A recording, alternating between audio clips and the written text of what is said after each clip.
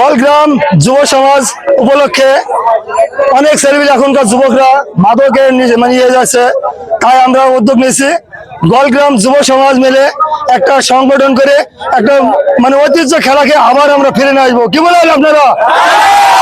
আমরা আবার চেষ্টা করবো গোয়ালগ্রামে একটা লাঠিয়াল বাহিনী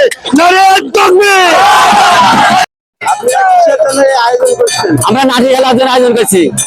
আমার আব্বা খেলা করেছে, আমরা খেলা মনে হয় আমরা নাটি খেলা শুরু করেছি। আজ দিন প্রতিদিন খেলা শুরু হবে কিনা প্রতিদিন আমরা যতটুকু পারি ভালো খেলা করবো, ভালো খেলার চেষ্টা করবো।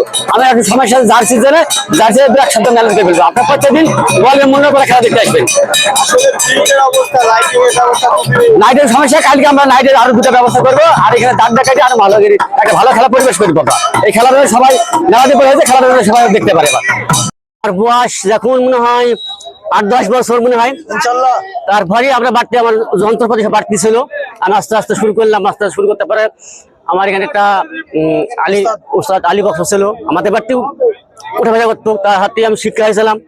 হইতে হইতে এত দূর আমি চলে যাইছি। এখন তো আমার বাপও উস্তাদ ছিল, আমার বয়সও শেষ পথে চলে গেছে। 71 আমার বয়স আরো 2 বছর আছে, 71 আমার বয়স, 71 আরো 2 বছর পরে আছে। আমি ইনশাল্লাহ এখন পর্যন্ত কোথাও মুসিবত যাইনি, নিজে আমি মিলাবাদ করি। এখন ফাইটে গেলে 10 মিনিটের মধ্যে বিরাট করে খাই ফেলবো, চামড়া থাকলে কমপ্লিট সম্পূর্ণ। আর আমার বাড়ি গোয়ালগ্রাম মন্ডলপাড়া, গোয়ালগ্রাম বান্দাবাড়তলা, এখানে সব সঙ্গে থাকি আমরা।